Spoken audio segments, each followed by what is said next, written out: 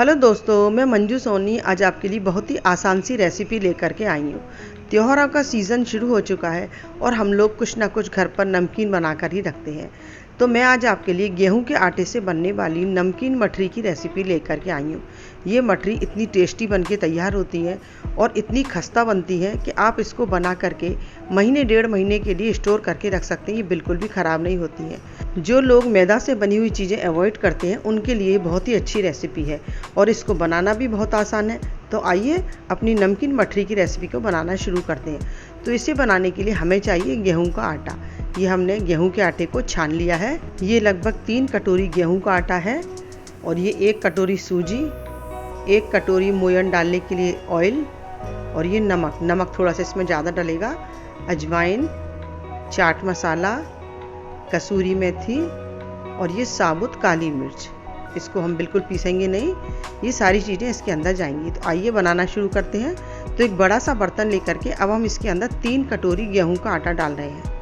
आप देख सकते हैं 3 कटोरी हमने गेहूं का आटा इसके अंदर डाला है और 1 कटोरी हम इसके अंदर सूजी डाल रहे हैं। सूजी डालने से हमारी जो मठरी है ये बहुत ज़्यादा खस्ता बनती है। तो इसको हमने मिला लिया है। अब हम इसके अंदर डाल रहे हैं नमक थोड़ा सा अच्छी मात्रा में डलता है। इसके बाद हम इसके अंदर डाल रहे हैं चाट मसाला। चाट मसाले से बहुत अच्छा स्वाद आता है। ये कसूरी मेथी, इसको मैंने थोड़ा सा सेक करके और इसको क्रश कर लिया है। और ये हम डाल रहे हैं लगभग 1 छोटा चम्मच अजवाइन। अजवाइन को हम थोड़ा सा हाथ से इस तरह से मसल करके डालेंगे। इससे अजवाइन थोड़ी डाइजेस्ट सिस्टम के लिए अच्छी होती है, तो इसमें अजवाइन अच्छी मात्रा में डालेंगे। और इस सबको हम ऑयल मिलाने से पहले अच्छी तरह से मिक्स कर लेंगे, जिससे ये सब अच्छी तरह से मिल जाएंगी।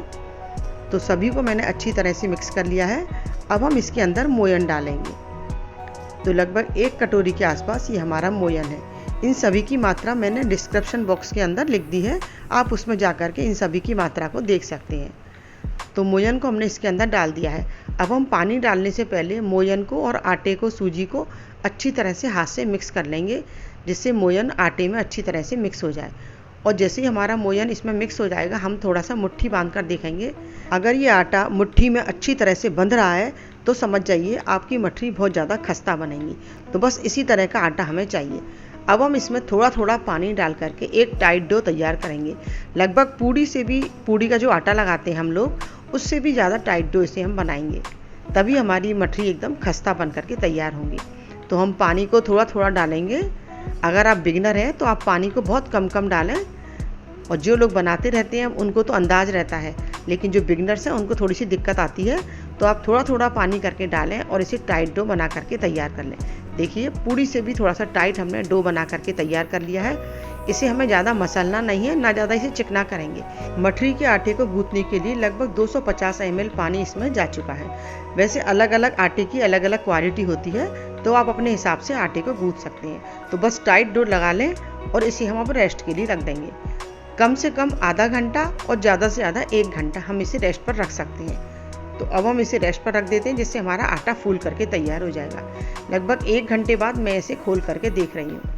देखिए आप आटे की कंडीशन आप देख सकते हैं। आटा पहले से काफ़ी फूल चुका है और पहले से और ज़्यादा टाइट हो चुका है। थोड़ा सा हम इसे हाथ से इस तरह से दबा करके दिखाएंगे। ऊपर से थोड़े से बबल्स दिख रहे हैं। सूजी ने काफ़ी अच्छी तरह से पानी पी लिया है, इसलिए इसमें बबल्स दिख रहे हैं। थोड़ा सा हम आटे को हल्का सा इस तरह से मसलेंगे, ज़्यादा इसे चिकना नहीं करेंगे। मठरी हमारी तभी खस्ता बनेंगी। आटे को हम थोड़ा सा रफली ही रहने देंगे। तो आटा हमारा मठरी के लिए बन करके तैयार हो चुका है। अब हम इसकी छोटी छोटी लोइयाँ बनाएंगे। तो मैं इसमें नींबू के आकार के साइज़ की लोइयाँ बना करके तैयार कर रही हूँ। आपको जितनी बड़ी मठरी बनानी है उतने ही साइज़ की आप लोई इसमें से निकाल करके रख सकते हैं। तो छोटी छोटी लोइयाँ बना करके मैंने सारी निकाल करके रख ली हैं। तो देखिए फटाफट से सारी लोइयाँ इसकी बन चुकी हैं। तो मठरी के लिए सारी लोइयाँ हमारी बन करके तैयार हो चुकी हैं। तो आइए अब इन मठरी को बनाना शुरू करते हैं। लोइयों को हमें मसलना नहीं है, ना इन्हें चिकना करेंगे, बस इसी तरह से हम रफली ही रहने देंगे। और अब इस काली मिर्च का हम इस्तेमाल करेंगे। तो इस बर्तन में से हम एक लोई निकालेंगे और लोई को हम अपनी हथेली पर रखेंगे। इसे हमें चिकना बिल्कुल भी नहीं करना है। जिस तरह से रखी हुई है उसी तरह से हम इसे हथेली पर दबाएंगे और नीचे से 2 काली मिर्च लेकर के इस मठरी के ऊपर हम रख देंगे, इस तरह से आटे के ऊपर। तो अब हम काली मिर्च लगाने के बाद इसे एक बार और अच्छी तरह से प्रेस कर देंगे, जिससे हमारी काली मिर्च इसमें से निकले नहीं। इसी तरह से हम दूसरी लोई उठाएंगे और ये नीचे से 2 काली मिर्च निकाल करके इस लोई के ऊपर रखेंगे और हथेली से हम इसे दबा देंगे। काली मिर्च अच्छी तरह से दब जानी चाहिए, हमें इस तरह से दबाना है। और जितने बड़े साइज़ की पतली मोटी आपको मठरी बनानी है उसी तरह से आप इसे दबाते जाएं और काली मिर्च लगाते जाएं। देखिए बिना बेलन के ही हम इस तरह से बड़ी आसानी से मठरी बना करके तैयार करेंगे।